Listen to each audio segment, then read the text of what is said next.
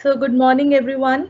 Welcome back and we are doing a discussion on international relations. आपका जो paper है Introduction to International Relations, हम उस paper को उस सिलेबस को कवर करने की कोशिश कर रहे हैं. We have 3 units in that syllabus and by far we have covered 2 units and now we will be covering the last unit of that syllabus which is the India's foreign policy. Okay, so पहला unit में हम लोगों ने theoretical part किया, approaches and various perspectives, international relations क्या होता है, उसका meaning etc. And then second unit was all about Cold War. Cold War क्या होता है, Cold War कैसे शुरुआत हुई और कैसे end हुआ और post Cold War era में जो बदलते संबंध हैं और बदलते nations के जो situations हैं उसके ऊपर हमने थोड़ी सी बातचीत की. Alright, उसके characteristics क्या हैं, post Cold War era क्या होता है, Cold War से शुरुआत यानी second world war से हमने शुरुआत की. Alright. So today we are going to do India's foreign policy after discussing world over में सिनेरियो क्या था और किस तरह से nature of nations changing, clarity कैसे change हो रही थी. पहले political reason था सबके foreign policies और relations बनाने के. Then it was more about military. It was all the nations and states were concerned about security. तो वो military के ऊपर accent था जिस समय world was divided into 2 blocks. That was the Cold War, right? So first of all it was the block politics which was introduced. The world was divided into 2 blocks जिसको हम bipolar world कहते हैं. This is US and USSR. और ये सिर्फ geographical division नहीं था, ये एक ideological यानी विचारधाराओं का division भी था. यानी कि एक तरफ आपका पूंजीवाद and दूसरी तरफ साम्यवाद, capitalism and communism. All right. So we saw in this period. That is between 1945 to 1990s, we saw a clear division. The world was getting divided. Countries जो है अपनी alliances form कर रहे थे, एक Western alliance और एक Eastern alliance. So all the countries were picking up their favorites at that time. चाहे वो उनकी विचारधाराओं की सहमति हो, economic system की सहमति हो, politically उनका allegiance हो, या फिर उनकी location हो. उसके basis पे we saw that the world was divided. However, कुछ और military interventions जैसे अफगानिस्तान में ट्रूप का होना और Afghan politics perhaps marked the revival of Cold War era. All right. So yesterday what we did was we stopped at the new development. So 10 minutes I'm going to go into the emerging powers at that time. जब post Cold War era यानी Cold War जब खत्म हो गया तो उस समय there were some countries because bipolar world ended with the collapse of USSR. USSR disintegrate हो गया 1991 में. उसके बाद के changes हमने सब डिस्कस किए हैं, किस तरह से उनकी collapse हुई, क्या reasons थे और उनके collapse होने के बाद consequences क्या हुए और वर्ल्ड में क्या क्या चेंजेस आए that we have done. But one very important thing is that the implications, the 3 most important implications जो नए एक प्रोसेस या सिस्टम के रूप में उभर के आती हैं वर्ल्ड में, तो उसके ऊपर बात करना जरूरी है. एंड ऑल्सो जो इमर्जिंग पावर्स हैं यूएस और यूएसएसआर के अलावा भी ऐसे बहुत सारे पावर्स हैं, पावरफुल नेशंस हैं, स्टेट्स हैं जिनको समझना उस समय जरूरी है, इसलिए क्योंकि वो आज की डेट में इंटरनेशनल पॉलिटिक्स में या इंटरनेशनल अरीना में they play a very very vital and very important role. Okay, so let's just quickly do that for 10 minutes and then we move to foreign policy. All right, so yesterday what we did, this is yesterday's lecture. So post Cold War era we discussed, then we went ahead to discuss कि कौन से ऐसे developments थे which led to end of Cold War. And Cold War का end किन reasons की वजह से हुआ. Of course dissolution of USSR के टूटने की वजह से, और वो किस वजह से टूटा we had already discussed yesterday. Second is Berlin Wall, the unification of Germany or fall of Berlin Wall as it is called. Germany was also divided, East Germany versus West Germany on the same ideological division, विचारधाराओं की असहमति के कारण they were divided. और एक point ऐसा आया जब they realized that under economic pressure and also they realized politically also it will be more benefiting if we get united. So after dissolution of USSR they had no reason to stay within the Eastern Alliance क्योंकि Eastern Alliance so called जो East Bloc जिसको Soviet Bloc कहते हैं वो टूट चुका था. All right, so unification of Germany was one of the reasons we say that it was end of Cold War. All right, then the new great game began. This point is about to tell you कि जो Central Asian region है वो किस तरह से suddenly बहुत important it assumed a very important position in the international politics because everybody realized उनकी location not only it is strategic but also the resources, the mineral oil etc is plenty available there. So everybody wanted a certain amount of control there. और यही हमने हल्के से बात की China के Belt and Road Initiative के बारे में, when China is trying to build an infrastructure जो कि उनको directly connect करेगा यूरोप के साथ so that they can reap maximum economic benefits. All right, then the fourth point we talked about political system में हमने देखा जब कम्युनिज्म का अंत हो गया most of the countries started talking about democracy. तो इसको हम थर्ड वेव ऑफ डेमोक्रेटाइजेशन भी कहते हैं. ऑलराइट, लिबरल डेमोक्रेसी यानी उदारवादी सोच का जो है वो देखा गया कि वो हर जगह फैल चुका था. ये जो छोटे छोटे कंट्रीज थे जिन्होंने कभी भी डेमोक्रेसी, फ्रीडम इस तरह की बातें सुनी भी नहीं थी because they were under the communist regime, slowly and slowly they started talking about democracy and most of the world was talking about elections, human rights, free market capitalism. इस तरह की जो बातें हैं हमें उस समय वर्ल्ड में सुनने को मिली which also marked that bloc politics was weakening and almost at the verge of end. So fifth one is deepening of economic interdependence. ये वो भी पीरियड है 1991 का पीरियड जो है वो है बेसिकली एक ऐसा period when we saw liberalization and globalization at its peak. First time there were exchange of relations, not only in terms of political relations but economic relations, but social relations, cultural relations. आप लोगों ने globalization किया ही है. So globalization has different dimensions. It's not only a political system as we understand. Globalization is when the world comes together and that's how we call them global village. That is where there is a deep exchange of ideas, exchange of culture, exchange of policies, etc. And also another biggest development related to the fact to globalization especially is that the role of state also somewhere minimized and new actors, new players assumed position. जैसे कि आपके NGOs हैं, MNCs हैं, all right, all these and many more such actors, they started playing a different kind of a role. So the relations between the nations were no longer only governed by their national interest but also other kind of concerns, maybe security, economic development, health concerns, migration problem, all of those together. All right, this is what we discussed yesterday. Then quickly we discussed the characteristics. इन्हीं reasons पे basis कुछ characteristics हमें नजर आते हैं post Cold War era के, और वो characteristics हमने यहाँ कल discuss किए, जैसे कि free market capitalism का आना, यानी पूंजीवाद की हम कहीं ना कहीं एक बहुत जोर शोर से शुरुआत देखते हैं इंटरनेशनल अरीना में, और हार्डली अब कोई भी कंट्री है जो पूंजीवाद के चपेटे से बचा हुआ है. Alright, then Second characteristic would be about democratization, third wave of democratization, as Samuel P. Huntington puts it. ये statement बहुत important है. When you mention this point, please write third wave of democratization. Samuel Huntington का ये एक statement है जिसमें वो कहना चाहते हैं कि बहुत सारी ऐसे underdeveloped economies, especially या फिर newly independent states जो नए states जिन्होंने स्वतंत्रता प्राप्त की थी, तो उन लोगों के लिए all the more it was important to have a stable system. और वो stable political system कहीं ना कहीं उनको democracy में नजर आई. इसीलिए there was a rampant move जहां हम देखते हैं South East Asia हो, North Asia हो, Latin America हो, Africa हो, हर जगह एक spread of democracy शुरुआत उसकी हो जाती है. Alright, बहुत तरह के revolutions हमने देखे, Pink Revolution, Blue Revolution, all this talking about voting rights, elections, women को वो करना, include करना, etc. based on the democratic freedom idea. एक और चीज बहुत important है, वो है 2010 में अरब स्प्रिंग जिसको हम कहते हैं, वेस्ट एशियन कंट्रीज में जो पहली बार देखा गया चेंज, जो कि है कि डेमोक्रेसी की तरफ उनकी first step. Okay, lot of countries they started talking about constitutions, talking about judiciary. आप जानते हैं West Asian countries are the most closed ones and they believe in monarchy system. And then of course वहाँ freedom और democracy तो बहुत दूर की बात है, वहाँ freedom के भी बहुत different मायने होते हैं. So in that sense rule of law के बारे में बात करना या rights के बारे में बात करना, ये अपने आप में एक शुरुआती दौर पे 2010 में देखा गया जिसको हम अरब स्प्रिंग भी कहते हैं. Then third characteristic we talked about was formation of different kind of organizations and institutions which supported economic relations. जैसे कि WTO है, जहाँ की हम लोग allow करते हैं exchanges, जहाँ हम aids and mutual interest को protect करने की कोशिश करते हैं. Then और एक और characteristic जो post Cold War world में देखा गया है, वो है that non-actors का growth. जैसे कि हमने पहले भी डिस्कस किया, जैसे NGOs हैं, different NGOs हैं, Greenpeace organization, Amnesty International, all these organizations they are present worldwide now. So somehow they also build a kind of connection. They are like a connection between all the states. All right. Then fifth characteristic would be that new focus is that world politics is also equivalent to development has to be holistic और region centric interest जो है उनको भी protect करना बहुत जरूरी है. So beyond national interest देखना, हमारे other concerns जो है, multiple interest जो है उनको protect करना बहुत जरूरी है. Especially अगर हम इस संदर्भ में देखें तो COVID-19 और the pandemic right now we all went through is the biggest example because at a very concerted level, at a regional level also there was action which was taken and it got connected at a global level. So this was a new concern. So this post Cold War era has seen largely the focus is now on issues which are dealt by common people and on a daily basis where the life is concerned, like environment, okay, migration, all these issues are of more importance rather than only talking about your military might. Okay, so nature of international relations between two states have definitely changed over the period of time. All right. Okay, so as a consequence क्या हुआ post cold war era में इतनी सारी चीजें जो हुई, ये जो सब चीजें हुई, as a result क्या हुआ, ethnicity and conflict बढ़ा, बहुत सारे देशों में violence देखा गया, violently they adapted this transition. ये जो transition हुआ इसमें बहुत सारे ethnic minorities ने voice करना शुरू किया and that's why a lot of violence took place. We talked about Yugoslavia in particular yesterday, how there was a large scale violence which took place and human life and also property got destroyed. So similarly there were a lot of issues which came up. So conflictual situation ये बहुत ज़्यादा पैदा हो गई, जो छोटे-छोटे states थे, especially and the religion and tribe identity conscious हो गए लोग, and they were more conscious about their identity based on these markers like language, religion and tribe, etc., rather than only being concerned about their nationality. Okay. Then second one is rise of Islamic fundamentalism and terrorism. This is one of the consequences we see as a result of post Cold War era. We see majorly this war on terror thing in September 9/11, 2001, September 2001, which is also known as 9/11 terrorist incidents. Taliban, was born during this era. So all these, Afghanistan, Palestine, all these are getting involved more and more into religious fundamentalism, plus, giving birth to a lot of terrorist outfits. So this changed the whole discourse of international relations. The talks and the ideas, they changed between the nations. More and more suspicion grew, and mistrust की जो शुरुआत है वो हो गई, and which continues. Okay. Then third thing which we observe in the post-Cold War era is the hegemonic attitude of United States. Now, United States has, after crumbling down of USSR, somehow, it was an ego boost for US because it remained the sole superpower. It suddenly became assumed the leader position in the world stage, right? So it was kind of a victory of US over USSR. Some people also thought about it, and because it assumed the role of a leader and it assumed the supreme position, at times it was seen that US somehow has become too much dominant in the world politics as far as events are concerned without taking into consideration the permission of the other states. For example, the Gulf War of 1991, where US led NATO intervened in Afghanistan, or in post 9/11 period also, invasion of Iraq without UN sanction. So interventions in Libya and Syria, somehow they talk about the aggressive US policies in the post-Cold War era because somehow they knew that we are the only dominant superpower right now. Okay, this was one development, that US policies or US leadership has assumed certain level of hegemony. Hegemony means complete dominance.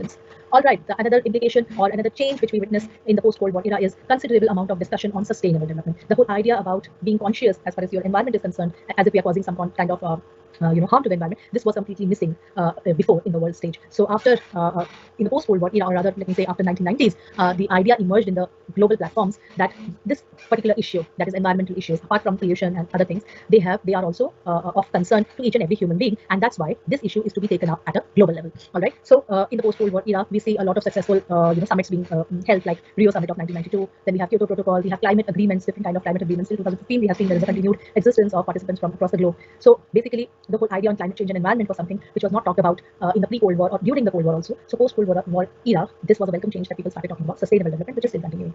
Another issue or another change which we see as far as international politics is concerned, we see there's a lot of talks regarding human rights.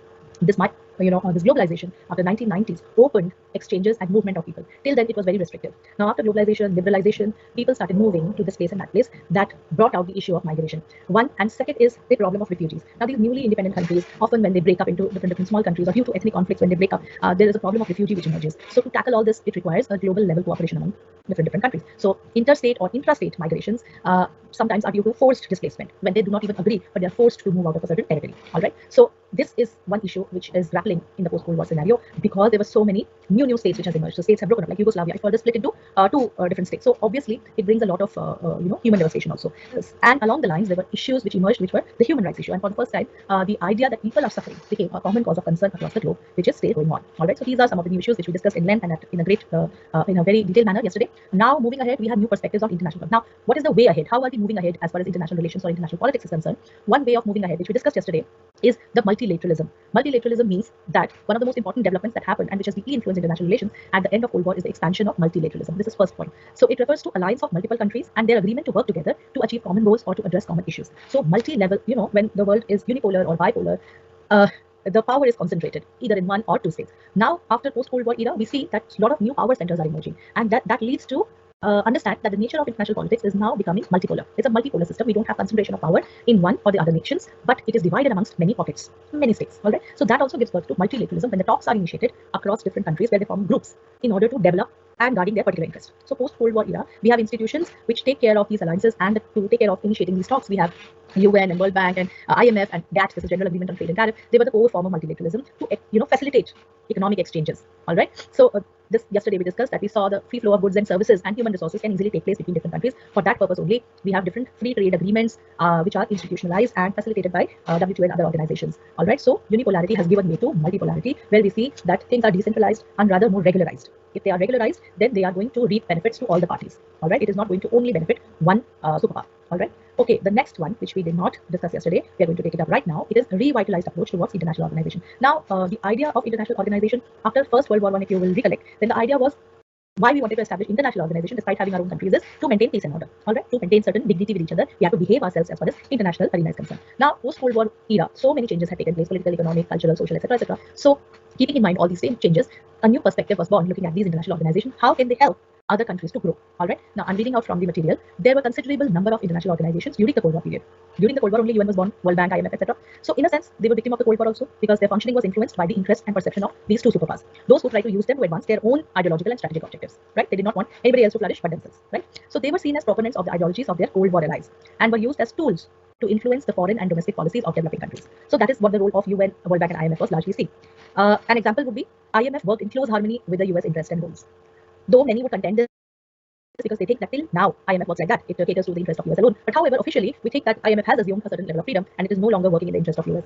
Understanding the role of these organizations were to understand their nature and growth in international relations. The end of Cold War has changed the perspective of how nations could understand the working, nature, and role of these organizations. Now, the focus is more on the levels and patterns of interactions between the actors, that is including state and non-actor international relations. The emergence of new international regimes, structures, rules of behavior have become more important than looking at them from ideological prisms. Because ideologically, world was divided, though Vichardhara it was divided, now one Vichardhara doesn't even exist. So people have come out, the nations have come out of this ideological prisms. Now they're free enough to understand what's important and best suited for their own countries. And that's why the way we look at these organizations is not merely catering to the interest of the superpowers, but rather, new regimes under new structures. These institutions act as somewhere neutral facilitators, which provide a certain platform to everywhere across the globe, right? The third one, or the third implication would be, or change would be, commercial considerations and privacy. Let me just read it out to you. The irreversible globalization. Now, we cannot go back to a pre-globalized era. That's what we understand. Irreversible globalization has made the world into a small society where interactions between the countries are more based on commercial interest. There is no personal, there is no military, but commercial interest, economic interest. So production, movement, and marketing and consumptions of goods and services have become deeply integrated, right? So investment decisions, flow of capital and technology across borders and regions, and movement of corporate managerial elite today integrates the world in an unprecedented manner, right? Of course, all this and many more reasons are behind the interconnection people are experiencing between each other. The video calls have reduced the time zones, and they have literally vanished the time zones which existed earlier. So technology has somewhat really played a vital role in bringing the world a little more closer. So in the process, commerce has become main and important tool in shaping and reshaping the relations between nations. So by far, it's believed that commerce, or let's say economy, has provided or is one of the main reasons which drives the nations towards development. So commerce has become more important than ever, and foreign policies are driven by the economic interests. All right, so commercial interest. Now earlier the national interest was protection, and they used to feel threatened, by all the states which are present around them. But now it is the economic interest which governs the foreign policies of many countries. So end of Cold War has opened space to countries to use economics language in place of language of security. Right, the post WTO or world order has been shaped by the idea of market. It's a market-driven economy, and reaching the market has become more important than rigid borders and border conflicts. Right, so export promotion has become crucial for national economic growth. Therefore, every country seeks access to market of other countries. This is very clear. The rapid growth of economic interest has reduced prospects of war. Nobody wants to get into war. Everything else will be disrupted. That's why wars are best avoided. In the process, protecting the market, protecting your trade route, building new infrastructures, connectivity, they have become basic objectives behind countries' actions and measures. By actions and measures, we believe that we are talking about new agreements and the foreign policy as well. So these actions and measures have been emerging as the new source of competition and conflict between the countries. So economy has a major role to play. It's the factor behind all the decisions which are taken today by the states. The South China dispute, growing militarization in Indian Ocean, soft loans to African countries are some of the examples of such competition and conflict between the countries. All right. So now we have come to the very last section of this topic, which is now post-Cold War era. We see that there are no longer two superpowers, but many powers which have emerged, and new centers have been created. So what are they and how are they working? Let's just take a quick look. So the first decade of post-Cold War period witnessed the world adjusting to changing world order. You can say that this is the new power centers which are emerging. So you have a topic unit which says emerging powers in the post-Cold War era. This is what the topic is: emerging powers. Who are the emerging powers and how are they behaving? Of course, I have listed few in the books. You may find some more names and some more examples. If you wish, you can always include them in your answer. Right? So let's try to understand who are the new centers of power. The first decade of post-Cold War period witnessed the world adjusting to the changing world order. The period also marked remarkable US domination on one hand and steady growth in the number and strength of non-state actors. They are taking frontline positions in defining the relations between the states. Now, this period saw a very steady growth of terrorism, which was earlier confined to a single state. This growth of terrorism, particularly Islamist terrorism, challenged and narrowed down the idea of nation state. Okay, terrorism, money laundering, arms trafficking, and similar other challenges were no more confined to particular states. They were global with established global networks. We all understand these are no longer interstate problems, but they are working across, they have rackets everywhere. So there is a connection which works like that. All right. This growth of global terror networks required cooperation between the states across the boundaries, regions, and ideological barriers. So no longer ideology or anything, stop the states to cooperate with each other, because this is the most important issue for the humankind.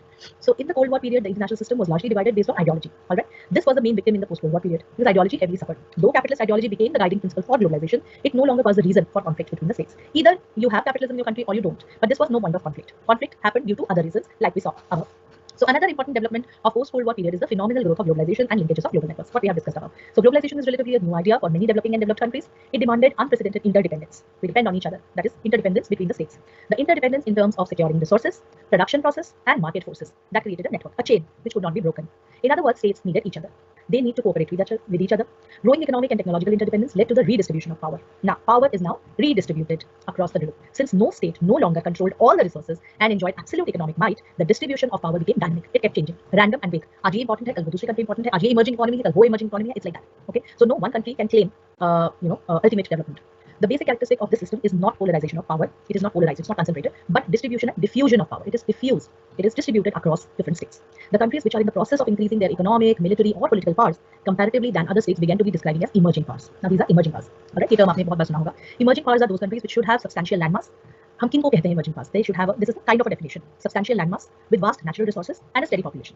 Since modern idea of economic development needs the countries with huge manufacturing base, self-sustainability in agriculture production, political stability, and sustainable policy-making process, states with those qualities were categorized as emerging powers. Okay.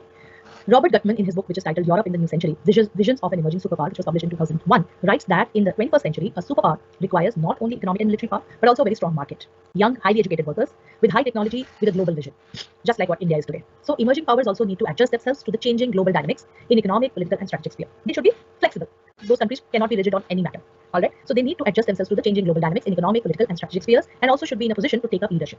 Right. So based on the above discussion and description, one finds that the post-Cold War period has witnessed the emergence of new centers of power. These centers range from nation states to association of states to non-state actors. Anyone can come within this power thing. It's not only about states, but non-state actors can also play a role, or association or institutions which are formed.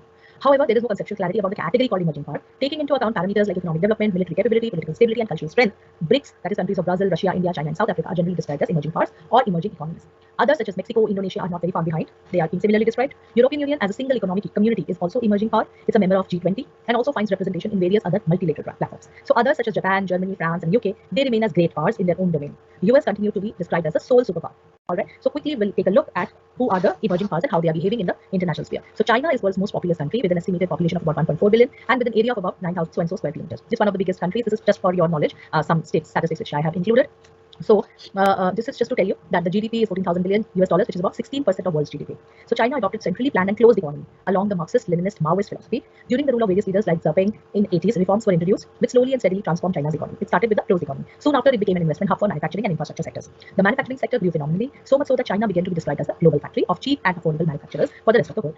Its economy is highly export competitive, and share of exports in the GDP is quite high. China also hosts large number of armed forces, spends second highest amount on its military defense after USA, and has emerged as a military power in the Asian region. In order to play a key role in adjacent regions, it's expanding its military presence. It claims on islands in South China Sea, its military base in Djibouti, in Horn of Africa, increased naval presence in Indian Ocean are the example of its effort for military outreach. China has also adopted the string of pearls strategy in Indian Ocean by building ports which bear strategic importance. Okay, so China wants to have effective control over the Indian Ocean region. String of pearls extends from Chinese ports to Sudan port in North Africa, linking Strait of Maldives, Strait of Malacca, Strait of Hormuz, Strait of Lombok. As part of this strategy, it builds strategic ports in Pakistan, Sri Lanka, and containers facility at Chittagong in Bangladesh, Marao Atoll in Maldives, Somalia. So these ports are being developed for commercial communication and strategic purposes.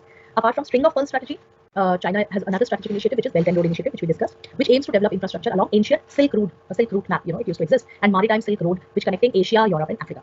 This initiative has brought many Asian and African countries directly under the influence of China, as the country has initiated huge infrastructure development projects. China-Pakistan Economic Corridor (CPEC) is one such example. Belt and Road Initiative (BRI) has also invited many concerns, doubts about China's intention, and also seen as strategic effort by China to emerge as countering power to the USA. So China is largely most dominant region and most powerful one in this whole race.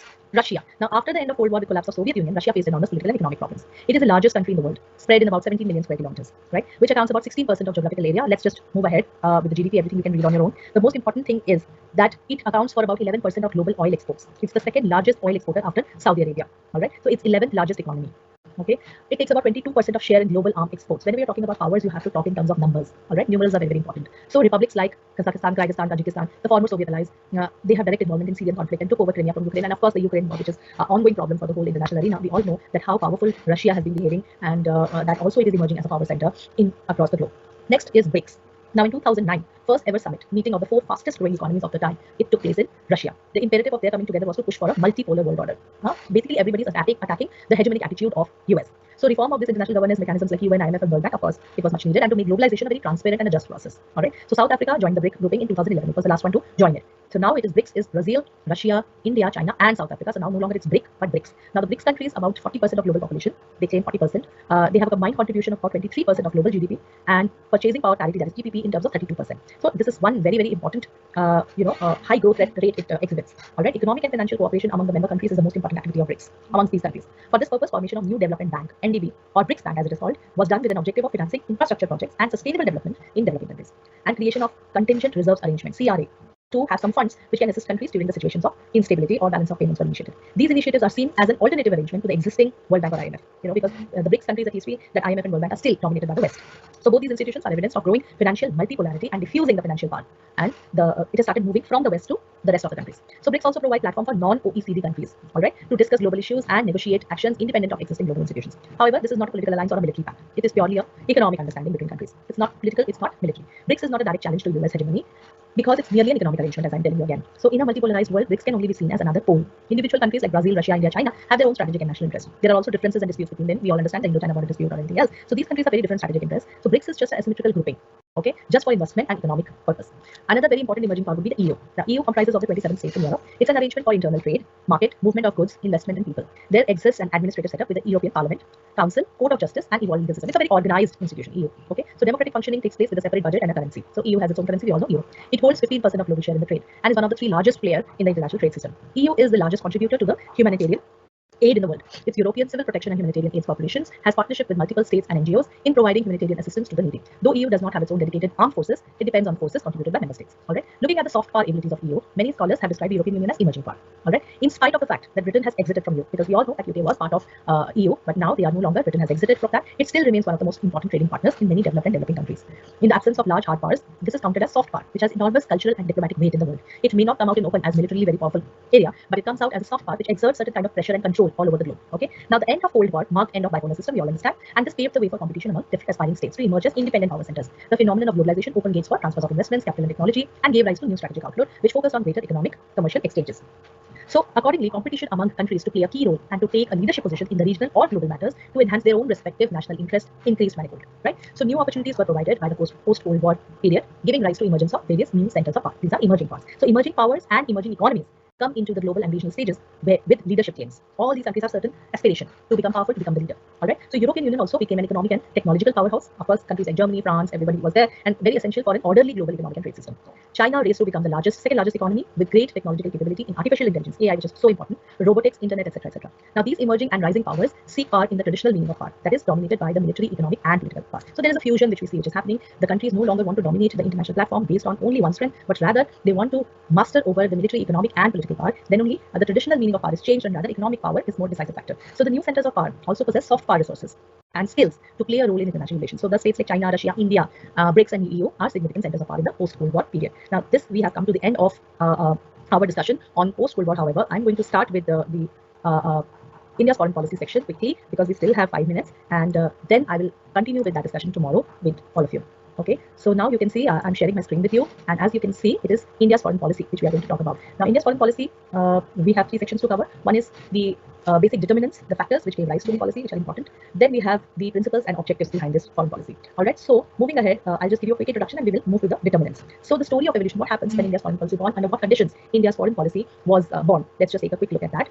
I'm reading from the text. You can see the story of the evolution of India's foreign policy begins with the pre-independence period. It is not post-independence but pre-independence, when Indian National Congress decided in 1932 to have a foreign policy department under the chairmanship of Jawaharlal Nehru with Ram Manohar Lohia as its secretary. As a matter of fact, no country in the world can afford to have an isolationist policy, preference in its dealings with the rest of the world given the complex nature and working of international relations. Naturally, nobody can live in isolation. So such a situation holds more true in the case of countries like India, which are still developing, and they always look upon themselves as active participants in the global affairs with the objective of not only serving their national interests but also they are like conscience keepers. They have a strong value system and they have a collective wisdom, and they believe in the well-being of all, in development of everyone. That's our history. That's our value system, right? And moreover, in the case of India, there have been a number of factors that seem to have persuaded the country to evolve a definite and very comprehensive foreign policy. What would be those factors? Before going into detail, quickly, if we can see that, for instance, the size of the country, the rich diversity of the country, the historical and cultural relations of the countries, the existence of large number of countries in the near and at a very close distance. We have neighbors very close to us. We share borders, and so expectations of a majority of the countries from Asia and Africa to provide a formidable voice to all their concerns, along with the global vision and outlook of its leaders. They all have tended to make the country an important player in the international politics, and that's why India constantly work and rework on its foreign policy, and each and every phase during the pre-independence era, then after independence, then in 1990s, then we have changed foreign policies during UPA government, then NDA 1, then NDA 2. All the times we see different phases of foreign policy, how it got changed, and new things and new causes of concern were added to it. All right, so in analyzing the evolution and working of India's foreign policy, however, we have different periods of time. All right, 2 interrelated tendencies can be identified that acted as its signposts. And what are these? One is that in providing for the evolutionary framework for India's foreign policy, especially during its initial years, in the formative years, when we gained our independence recently, and it was a newly independent state, the moralistic overtones and global concerns seems to have taken precedence over the sheer imperatives of national interest. Now, what does that mean? It means that at that point of time, we had high moralistic attitude. We were very moral. We believed in ethics. We never wanted to compromise it. And those values were very strongly visible and reflecting in our foreign policy of those times. And also one more thing is that we always were a global player. We always wanted to remain active in the international arena. That's why we were talking about global concerns. India could be one of the first countries in this developing world or third world countries, those who talked and also gathered some kind of interest in new concerns like environmental issues or ranging from human rights, etc., etc. So national interest was not the only guiding principle or factor behind our foreign policy, but rather there were also common concern that we want to keep a good relation with the rest of the countries. So in other words, the idealist rather than the realist perspective. You remember, go back to our first lecture where we described the difference between an idealist approach to international relations and a realist approach. So realist always talks about protecting themselves first, talking about national interest rather than any other interest. And idealist somehow believe maintaining cooperation and peace with each other. So we followed an idealist perspective towards everybody, and also in international politics. That has been a core in our foreign policy, throughout. Especially it is seen in the early phases. So in its urge to provide leadership to the mass of newly independent countries of Asia and Africa, India tended to mold its foreign policy in quite ambivalent mode rather than having a sharply focused perspective aiming at their own national interest at any cost. They wanted to move with everyone. They didn't want to move alone, right? So the disastrous impact of such a foreign policy in terms of both losing a decisive war as well as other compromises on national interests is happening to see. This is just to tell you that this attitude has not been a very successful one. In coming years, we see that we lost war to our neighbors very frequently because we wanted to maintain a friendly relation, whereas we were perhaps cheated. And because of our soft policies, we were often, we faced misconduct and mistrust across the globe. Anyway, so this was one that we had initial cases, we had idealist idea and high moralistic values. Second is that in the post-Nehru years, the conduct of India's foreign policy has been underpinned by harsh realities. Now, all these failures led to the growing realization that national and global politics is something which we have to understand rather than believe. So apart from the personal preferences of the leaders at the helm of country's foreign policy at a particular period of time, for instance, though non-alignment has been the core of India's foreign policy ever since the country gained independence. This has always been very important platform. It was compromised to a larger extent post-Nehruvian era. Though we did not say it was shelved altogether, but there are instances which says that we no longer believed strictly in upkeeping of non-alignment position. This can be more clear if we take the example of when the Indo-Soviet Treaty of Peace and Friendship was signed in 1971. So we were not aligned, but rather India showed its very straight allegiance towards Soviet or Russia. So despite claiming that we are neutral as a non-aligned country, which is not aligning to either of the blocs, but At the same time, through our decisions, we have always showcased our preferences and allegiance towards one country over the other. So thus, despite the permanence of national interest of a country, the foundational principles and operational dynamics of India's foreign policy has not showed that degree of permanence and consistency. So over the period of time, we see a lot of changes have taken place in and within India's foreign policy as well. So I'm going to stop here today, but we are going to continue our discussion and we will finish the determinants and principles and objectives tomorrow in our class. All right. Thank you so much, everyone, and I'm going to see you tomorrow for our class. All right. Thank you so much, and bye-bye for now.